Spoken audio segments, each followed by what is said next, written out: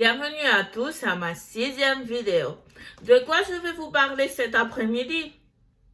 De la communauté des biens et séparation des biens.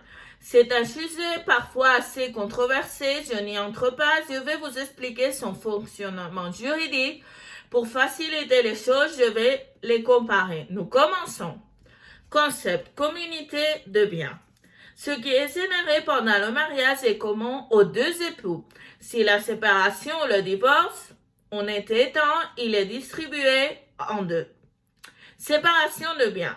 Le généré lors du mariage et de qui le génère. On continue. Caractéristiques. Communauté des biens. Les deux conjoints devraient-ils gagner les gains? Ce n'est pas nécessaire, ce n'est pas obligé. Comme il appartient toujours aux deux, pareillement. Séparation de biens. Ce qui est appelé par chaque conjoint provient de celui. La masse commune n'existe jamais et c'est très important le suivant. Si vous ne pouvez pas prouver à quel époux appartient un bien ou un actif, il correspond aux deux également. On continue.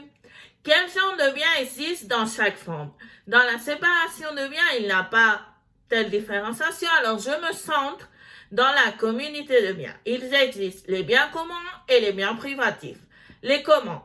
La propriété appartient aux deux époux. Premier, ce résultant du travail ou de l'industrie de l'un des époux. Deuxième, les fruits revenus à intérêt de la propriété et de la propriété privée. Troisième, l'acquisition pour la communauté ou pour l'un des époux au détriment du flux commun. Quatrième, ceux acquis par ordre de rétractation de gains, même si elles étaient avec les fonds privés, auquel cas la société sera débitrice du conjoint. Cinquième, société établissement créé pendant la durée de le mariage pour l'un des époux, au dépend du flux commun.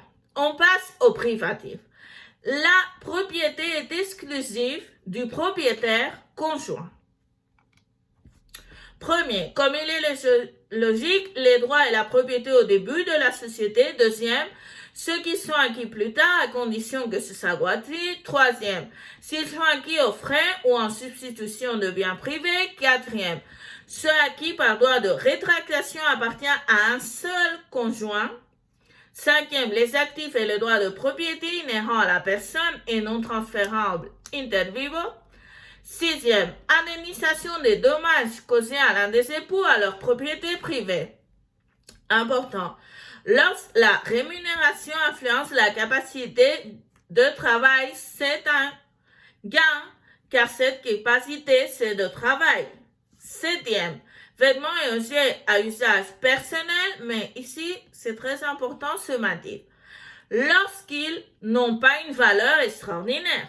Huitième, les instruments nécessaires à l'exercice de la profession, sauf lorsqu'ils font part intégrale ou appartiennent à un établissement commun. On va voir une question très importante. Les conjoints peuvent-ils d'un commun accord décider le classement d'un bien? Oui, non. Uniquement dans le cas suivant. Les époux peuvent d'un commun accord attribuer le statut de bien commun à des biens acquis à titre onéreux pendant le mariage, quelle que soit l'origine du prix ou de la contrepartie, ainsi que les conditions de sa satisfaction. Si l'acquisition est faite conjointement et sans attribution de quotas, sa propriétaire favorable sera présumée avantageuse pour ses biens. Important. Ou même, je dirais, très important. Les biens existants dans le mariage sont présumés des biens communs, sans qu'il soit prouvé que leur appartenance est exclusive à un seul conjoint. On passe maintenant à la dissolution. Communauté de biens.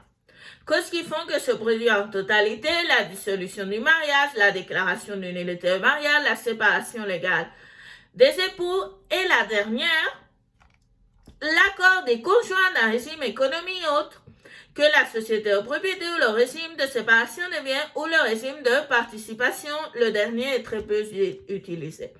Séparation de biens. Lorsque les causes suivantes se produisent, les époux décident de convenir à notre régime, la dissolution du mariage ou la sentence de séparation légale.